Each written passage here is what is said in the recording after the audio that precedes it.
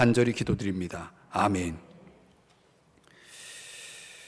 우리가 앞에서 살펴본 5가지 제사 가운데 3개까지 우리가 살펴봤죠. 첫 번째가 번제, 두 번째가 소제, 세 번째가 화목제죠. 자, 오늘 4번째가 속죄제입니다. 우리가 주일에 은혜에 대한 말씀으로 함께 은혜를 받았는데, 이 은혜 중에 은혜가 십자가의 은혜죠. 예수 그리스도께서 하나님과 동등됨을 취할 것으로 여기지 아니하시고 하늘 보좌를 버리시고 이 땅에 오셔서 어디까지 가셨냐면 골고다 언덕까지 가셨죠. 거기서 생을 이제 마치게 됩니다. 십자가의 죽으심으로 사도 바울이 예수님의 생애를 요약하면서 빌립보서 2장 5절 이하에서 너희 안에 이 마음을 품으라, 그리스도 예수의 마음을 품으라 라고 말씀하면서 그 예수님의 생애를 압축해서 6절서부터 9절까지 그리고 그 결과 11절까지 이렇게 빌립보서 2장에서 소개를 합니다. 결국 예수님의 길은 십자가의 길입니다. 십자가의 길.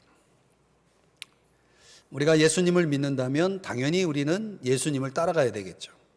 예수님이 우리를 제자로 부르셔서 뭐라고 말씀하십니까? 나를 따라오노라 그랬죠. 나를 따라오노라. 예수 믿는다는 것은 예수님을 따라가는 거예요.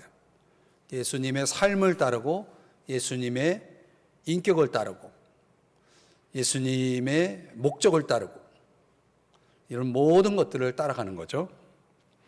자, 오늘 이 속죄제가 5가지 제사 중에 우리에게 있어서는 가장 중요한 제사라고 할 수 있습니다. 우리에게 있어서는. 왜냐하면 이 속죄제는 우리 속에 끊임없이 우리를 괴롭히는 죄성을 다루신 제사이기 때문에, 그러니까 우리가 구원받고 나서 구원받은 저와 여러분이 그리스도인으로 살아가는 데 있어서 가장 치명적으로 우리를 괴롭히고 우리를 넘어지게 하고 우리를 무너뜨리는 바로 그 정체가 우리 속에 거하는 죄거든요. 사도 바울이 로마서 7장에서 말하고 있는 내 속에 거하는 죄, 이 죄를 극복하지 못하면 우리가 그리스도인이라도 그리스도인답지 못하게 살아갈 수밖에 없고, 또 우리가 궁극적으로 이루고자 하는 성화, 성령 충만한 신앙생활의 그 단계로 나아갈 수가 없어요. 결국은 최종적으로 우리에게 남아있는 것은 뭐냐면 구원을 완성하기 위해서, 구원에 이르기 위해서 저와 여러분이 끊임없이 내 안에 있는 죄와 싸워야 돼요. 죄를 이기는 신앙생활을 해야 되겠죠. 그러려면 이 속죄제가 우리에게 교훈하고 있는 내용을 깊이 깨달아야 그것이 가능하기 때문에 오늘 이 시간, 날씨도 좋지 않지만 여러분이 그걸 이겨내고 여기 왔으니까 오늘 이 속죄제를 짧은 시간이나마 살펴보면서 큰 은혜 받으시기를 바랍니다. 자, 속죄제는 이거는 의무제라고 하는 제사입니다. 의무적으로 드려야 될 제사입니다. 문자적으로는 이 핫하트라고 하는 단어를 쓰는데 sin offering, 그러니까 죄와 관련된 제사입니다. 이 정화, 우리 죄를 정화하는 제사다. 이 purification이라고 하는 이 단어, 그런 뜻입니다.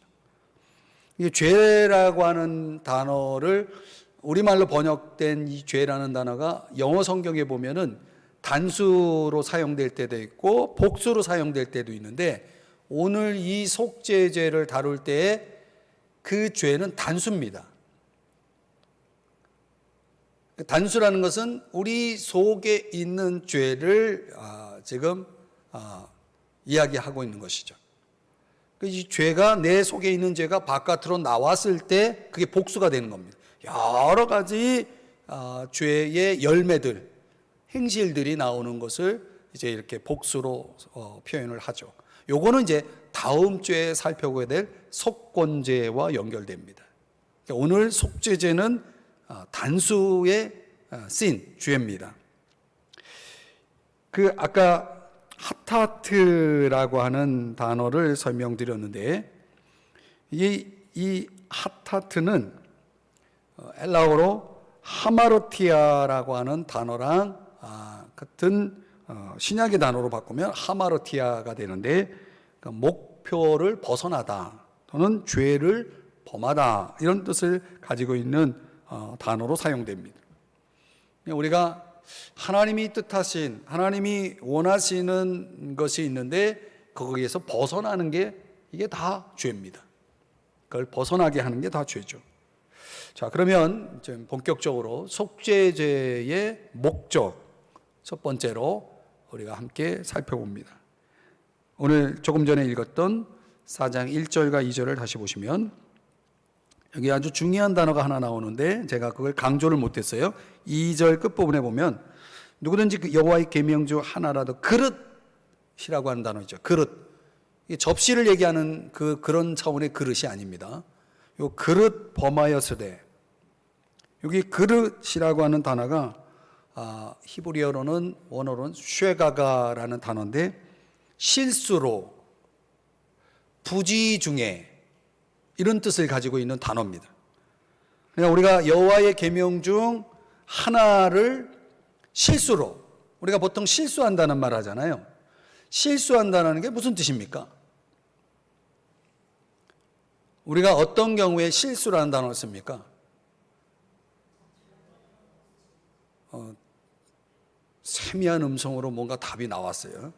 여러분 중에. 그러니까 이제 우리가 실수한다라고 했을 때는 이건 내가 원했던 게 아닌데 원치 않게, 뭐 다른 말로 표현하면 부지 중에, 또 다른 말로 표현한다면 전혀 의도하지 않은 건데 어떤 일이 딱 상대방에게 피해가 됐을 때 미안하다고, 내가 실수했다고, 이렇게 나오는 거죠. 그러니까 의지가 들어가지 않는 것입니다.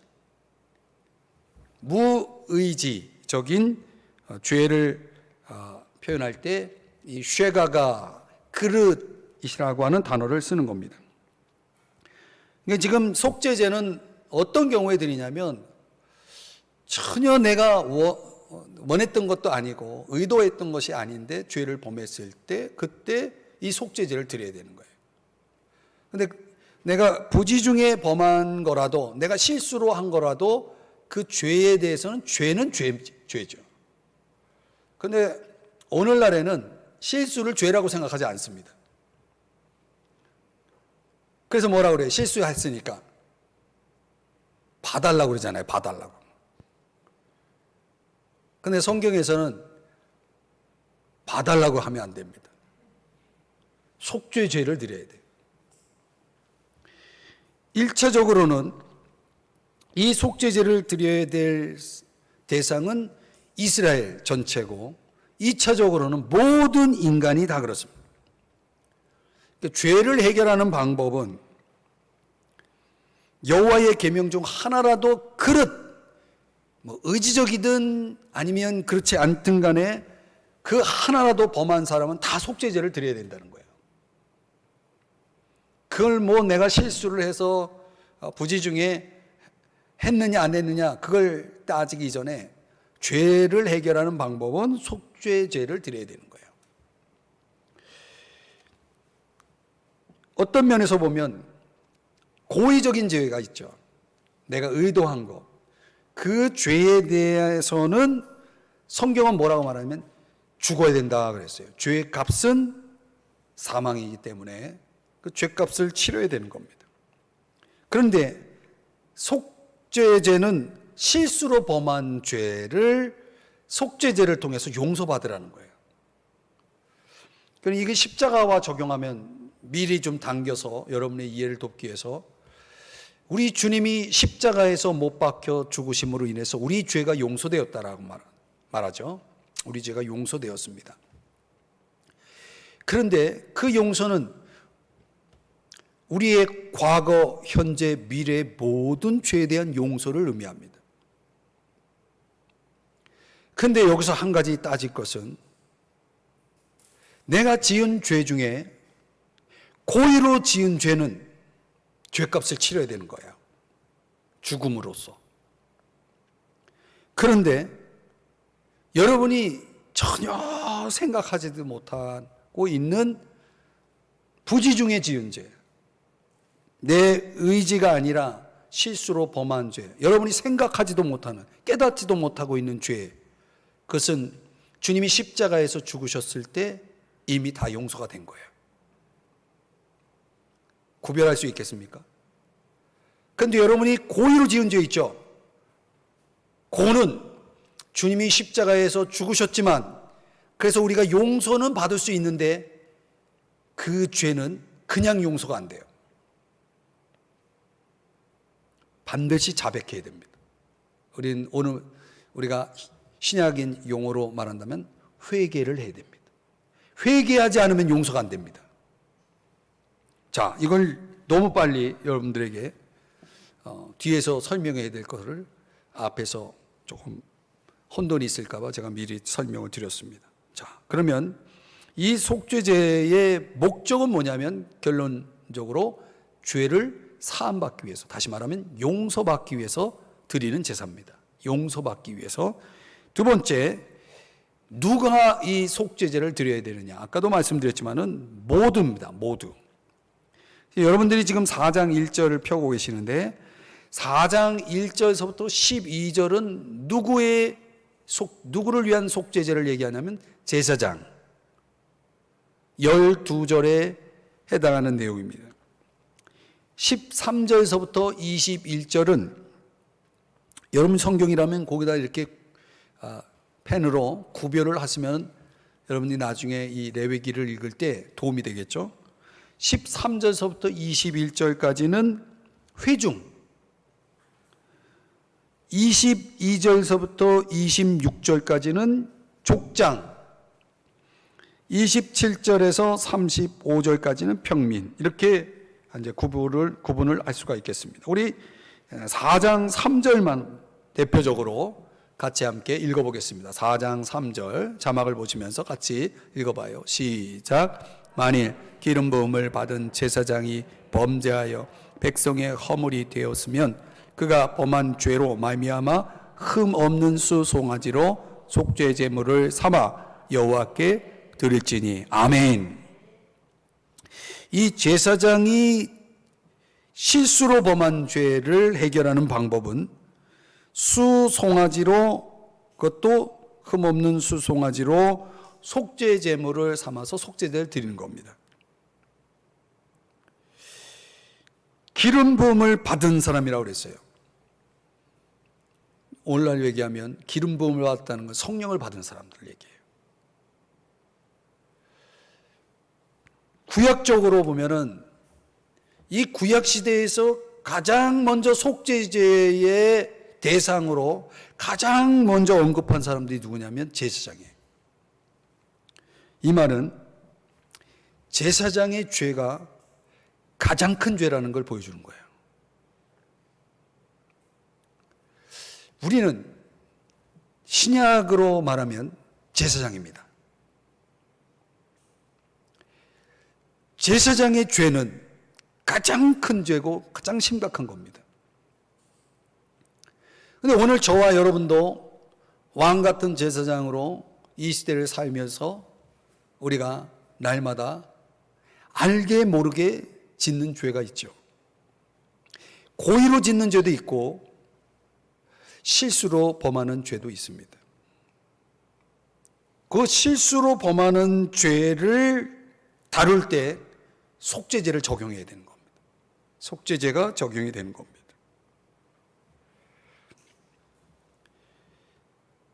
우리가 하나님 앞에서 살아가면서 하나님이 이 세상 사람들이 짓는 죄를 다 보고 계실 때 하나님이 가장 엄중하게 보는 사람이 누구냐면 신약의 제사장들입니다. 여러분, 세상 사람들이 죄를 짓죠. 그들도 저희들과 다르지 않잖아요. 아니면 저희들보다 더 심하게 죄를 범할 수 있습니다. 세상 사람들이 범하는 죄와 저와 여러분이 범하는 죄를 비교한다면 하나님은 저와 여러분이 범하는 죄를 더 크게 보신다는 거예요. 여러분이 이걸 깊이 깨달아야 됩니다. 하나님 앞에서 저와 여러분이 살아가는 모습을 하나님은 더 주목을 한다는 거죠. 더 엄중하게 다루시겠다는 거예요. 그래서 하나님 앞에 심판을 받을 때 가장 먼저 심판을 받는 대상이 누구냐면 우리 믿는 사람들. 먼저 하나님 앞에 심판을 받게 되는 거예요.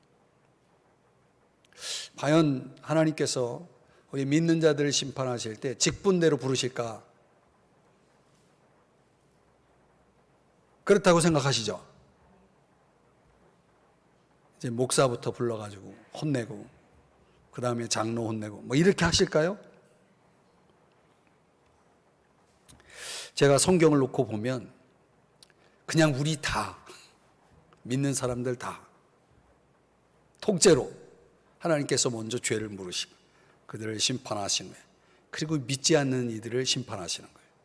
그래서 먼저 우리 믿는 자들이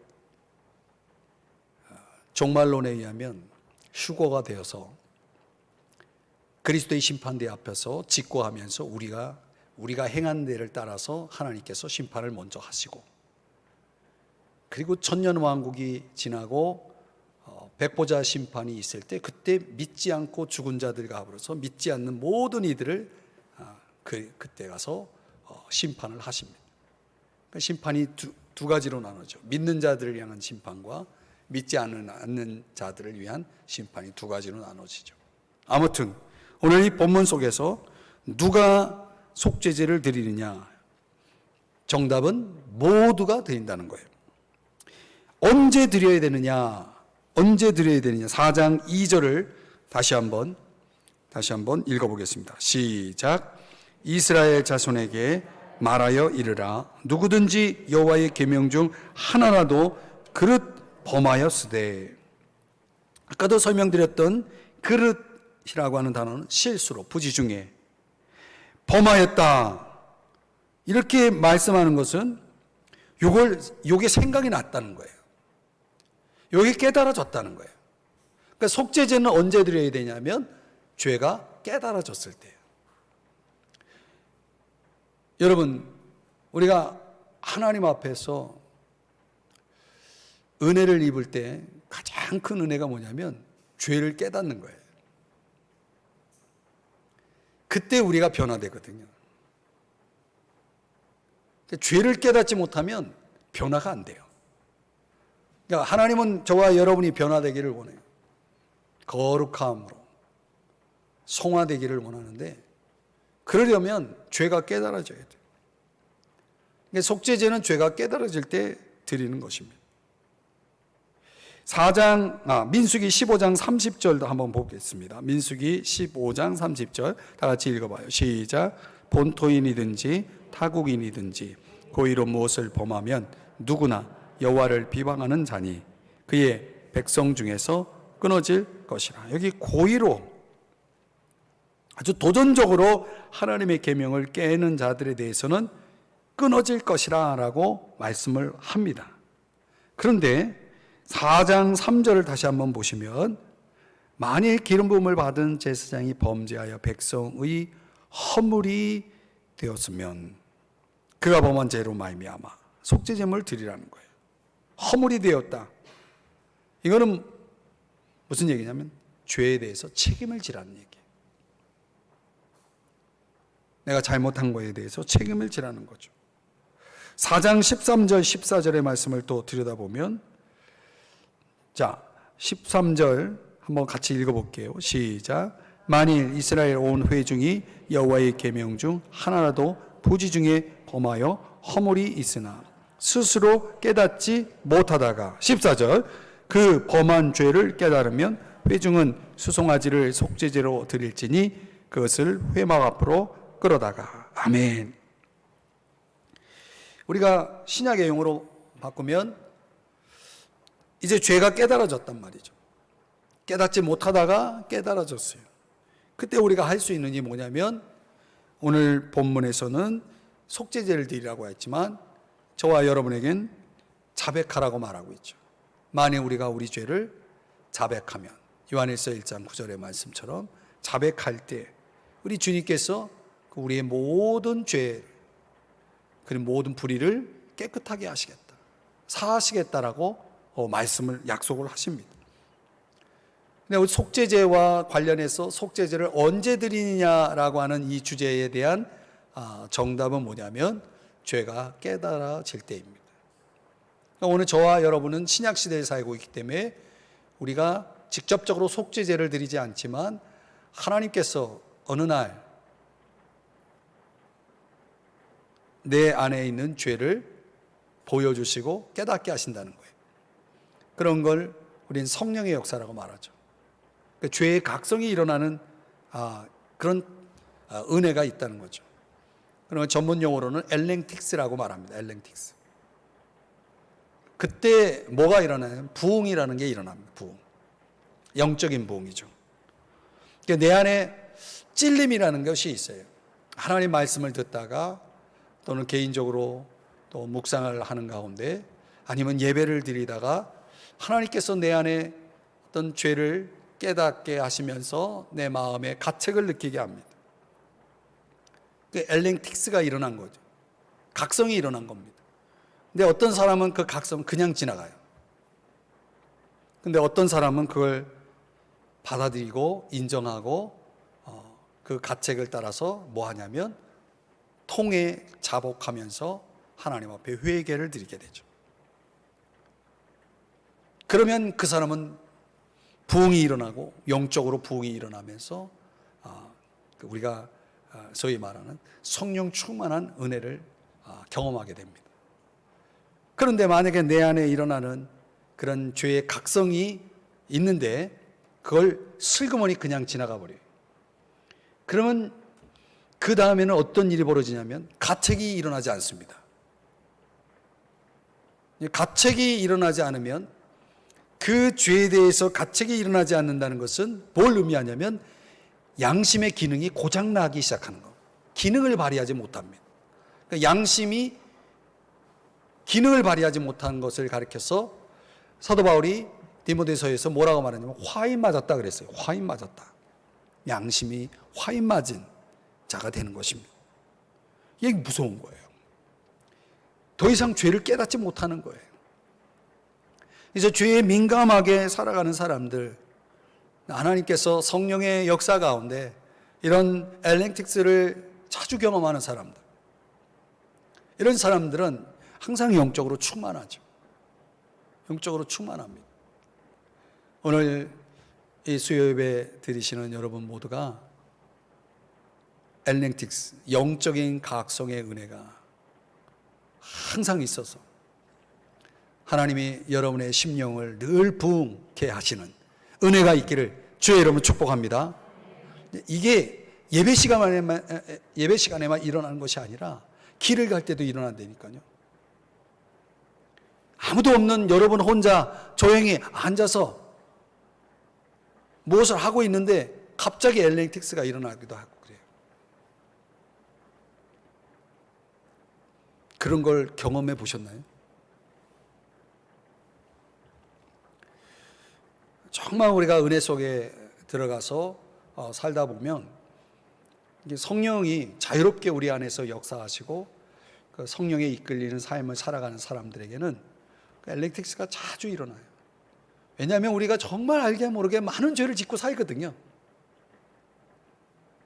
거기에 대한 전혀 무반응으로 인생을 살아가다 보면 자기가 지금 깊은 수렁에 빠져 있는지도 모르고 그러고 있는 거예요. 이게 참 무서운 겁니다. 그러니까 저는 우리 모든 성도님들의 영적인 각성들을 위해서 물론 저를 포함해서 우리 모두가 그런 각성의 은혜가 날마다 있고 살아나기를 간절히 바랍니다. 우리 교회는 부흥회라는 걸 별로 안 하잖아요. 별로 안 하는 게 한 번도 한 적이 없어요. 부흥회. 근데 옛날 같으면 부흥회 하면은 정말 그 교회의 잔치고 지역의 잔치죠. 지역교회 모든 성도들이 어느 교회에서 부흥회 한다 그러면 다 몰려가가지고 그죠? 뭐 교단 초월해가지고 부흥회만 돌아다니면 쫓아다니고 그랬던 시절이 있었죠. 근데 이 부흥회라는 것도 어떤 면에서 보면 아주 인간적인 부흥회도 많습니다. 울리고 웃기고 뭐 표현하자면 정신을 쏙 빼놓고 실컷 울고 웃었는데 삶은 전혀 변화되지 않는, 진정한 각성이라는 것은 사람이 주도할 수가 없어요. 조작할 수가 없어요.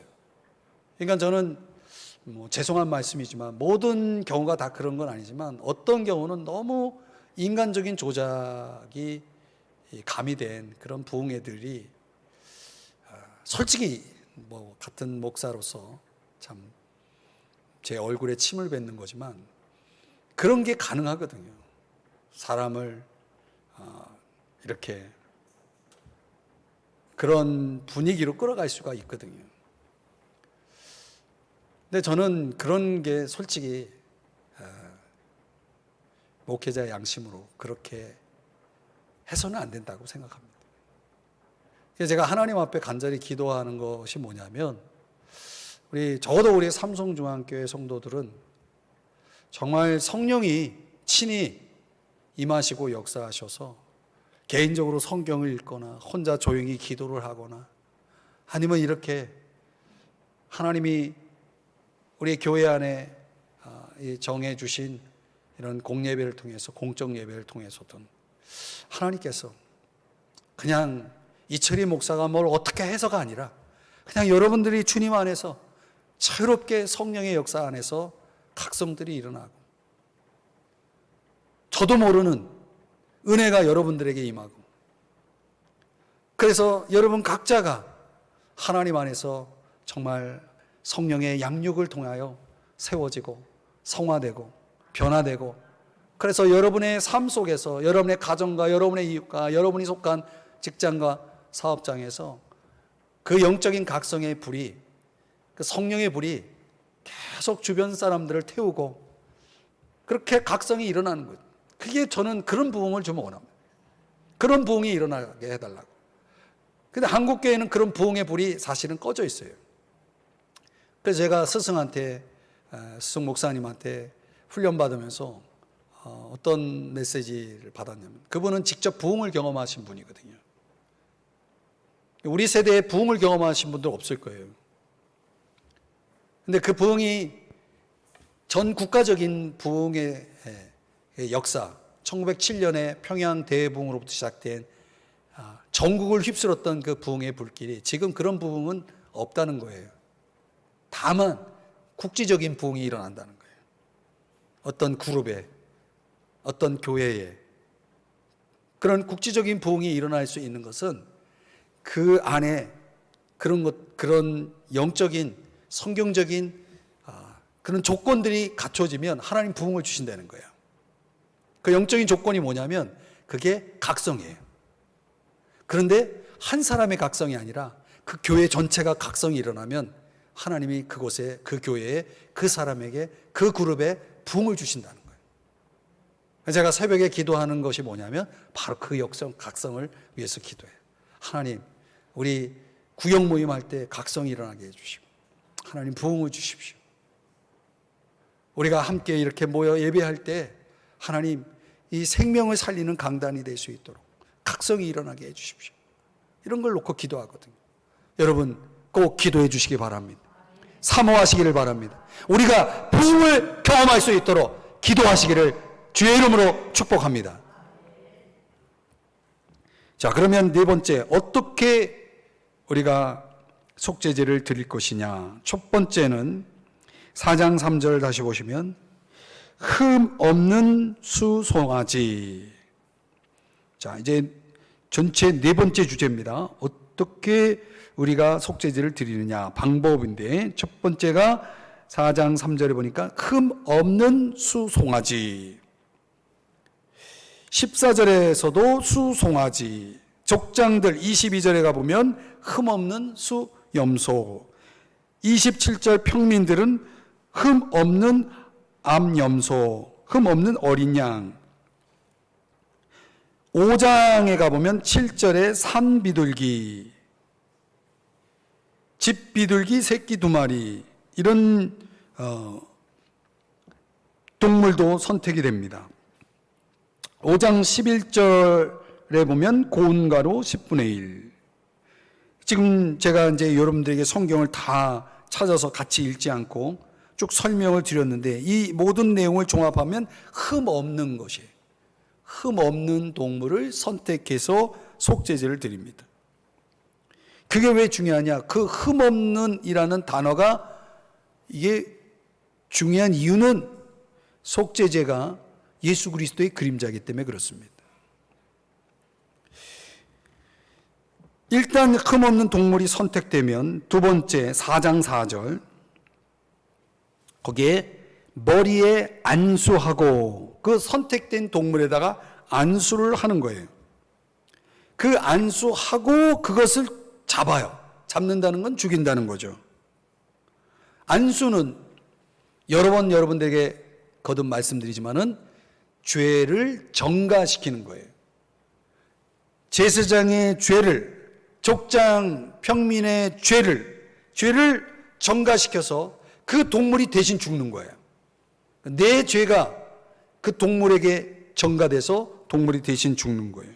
왜냐하면 죄의 값은 사망이기 때문에. 그래서 예수 그리스도가 죽으신 거예요.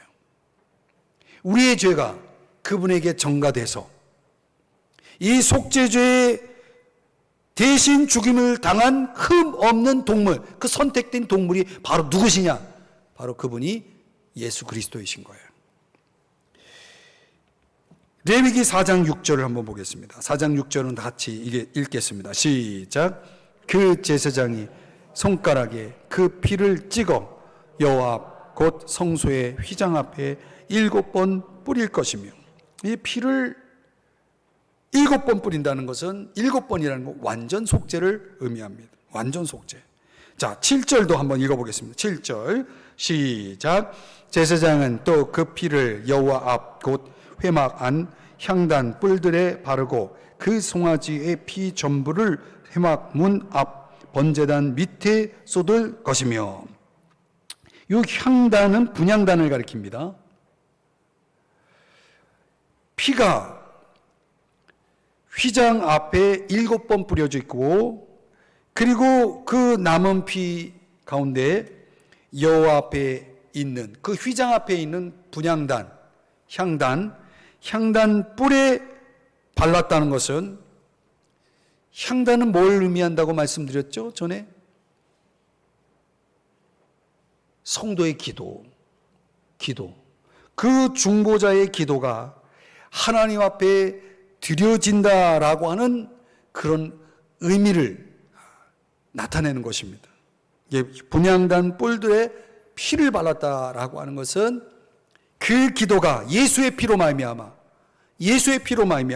그 피가 우리의 기도가 하나님 앞에 드려진다라고 하는 것. 근데 여러분, 저와 여러분의 기도가 하나님이 받으실 수밖에 없는 이유는 우리를 위해서 속죄 제물이 되신 예수 그리스도가 있기 때문에요. 예수의 피가 있기 때문에 그 예수의 피를 힘입어서 저와 여러분이 하나님 앞에 나가서 기도를 드리기 때문에 하나님이 우리의 기도를 받으시는 거예요. 그런데 예수의 피가 없으면 우리의 기도는 하나님 앞에 올려질 수가 없어요. 그 분향단 뿔에 발랐다는 건 그런 의미가 있습니다. 그래서 이걸 히브리서 10장 19절에서는 이렇게 설명하고 있는 겁니다. 다 같이 함께 19절 20절을 읽겠습니다. 시작.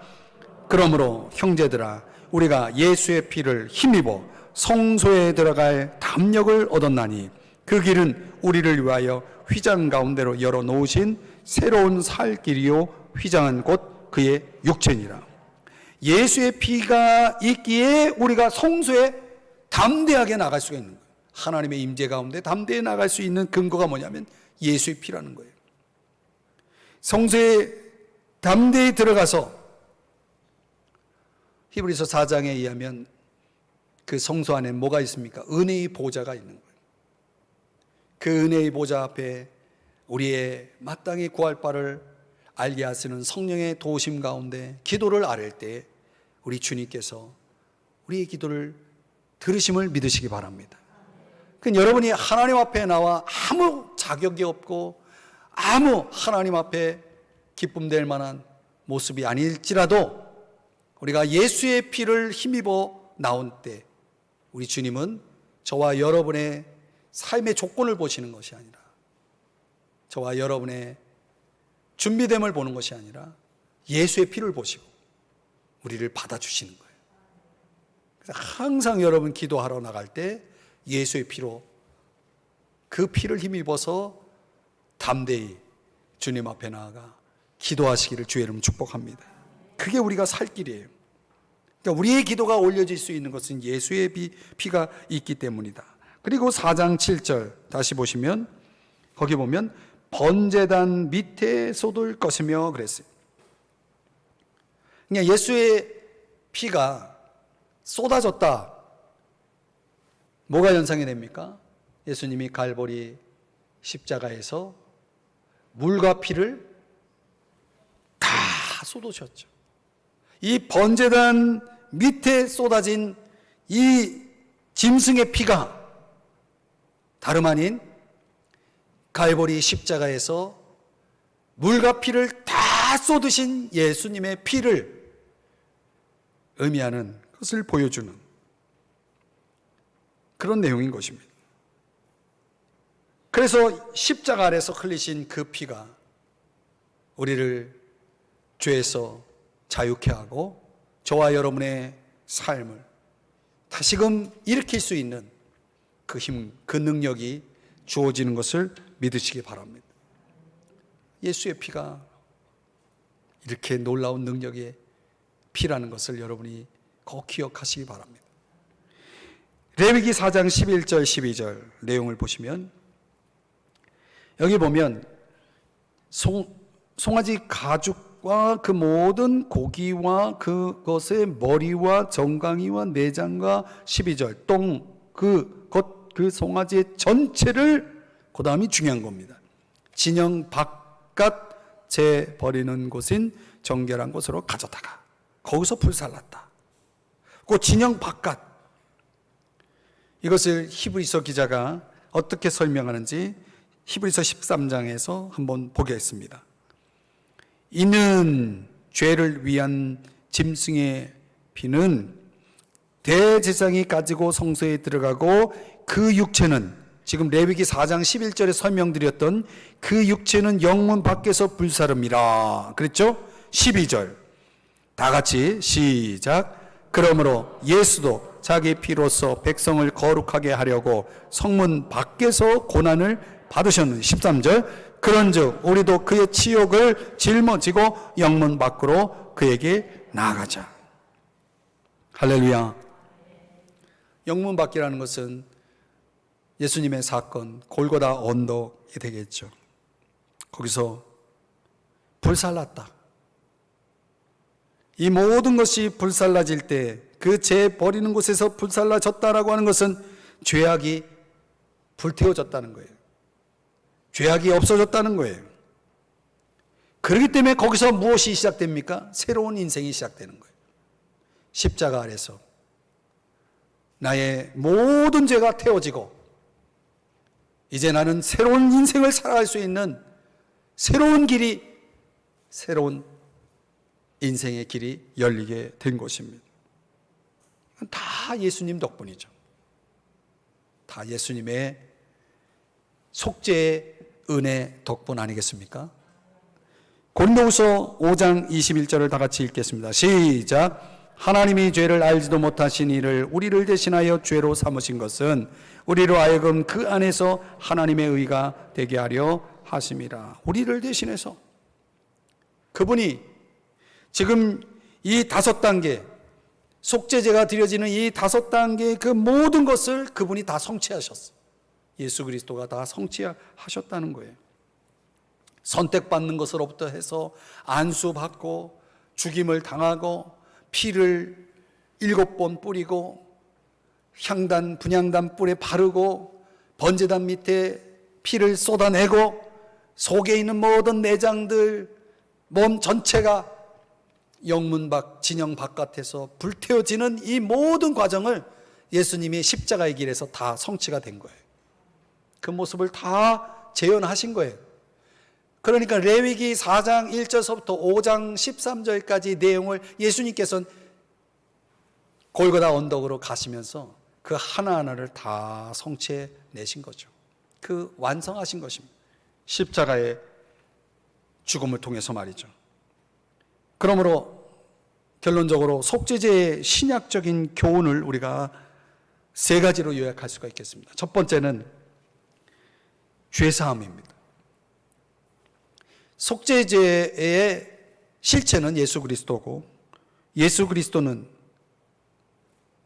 레위기 4장에서 소개하고 있는 그 속죄의 장본인이 되셔서 우리를 대신해서 죽으심으로 말미암아 이제 그 속죄의 결과로 우리가 뭘 얻은 겁니까?